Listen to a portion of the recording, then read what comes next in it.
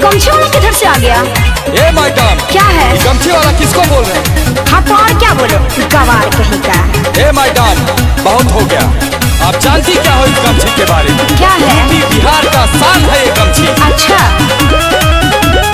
आन बान शान पहचान है गमछिया, सच कहीं मोर गुमान है गमछिया। चल हट गवार कहीं का। आन बान शान पहचान है गमछिया, सच कहीं मोर गुमान है गमछिया। देखने में तुमको भले गवार लगते हैं, वो तो है ये हो। तोरा का पता है गमछिए से का? हम तो रंगदार लगते हैं। तोरा का पता है गमछिए से अच्छा। तो रंगदार लगते हैं। क्या मैडम? क्या है? समझे या और समझाएं? अरे हमको क्या समझाओगे?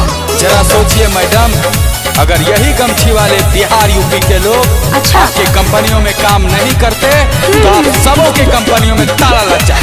अरे तुमको नहीं पता है टेक्नोलॉजी कितना आगे चला गया, बुद्धू कहीं का। पूरा हिंदुस्तान बसता मेरे बिहार में। अच्छा।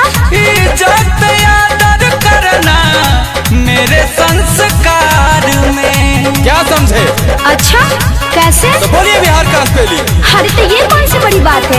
BIHAR। तो सुनिए, क्या है? बी से भारत, आई से इंडिया, एच से हिंदुस्तान, ए से आर्यावर्त, वात से रेवाखंड, और इसी बात का है मुझे घमंड। यारों के हम यार हैं, गद्दारों के गद्दार हैं, समझो ना हम तो गवार। तुम बहुत बदमाश हो। चलता न काम तेरा, होता नहीं नाम तेरा, होता नहीं जदी ये बिहार।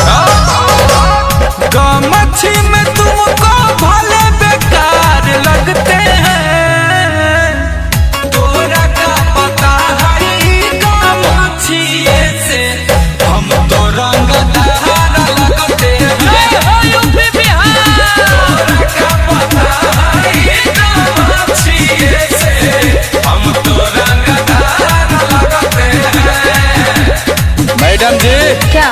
इज्जत दीजिएगा तो इज्जत मिलेगा। अच्छा। और रही बात हमारी गमछी की, तो आप ये क्यों भूल रहे हैं क्या? कि जिस समय आपका कन्यादान हुआ था उस समय आपके पिता के सर पे जो ताज थी वो यही गमछी थी, और हम आपको इस गमछी में गवार लगते हैं। वाह मैडम वाह। ज्ञानी विद्वानों सुर वीरों का ये राज है।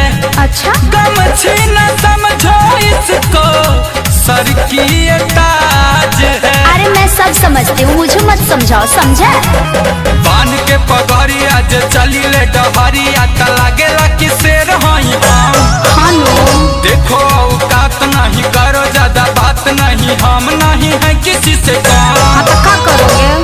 गुंजन जय बच्चन न लाचार लगते हैं, वो तो है ही हो।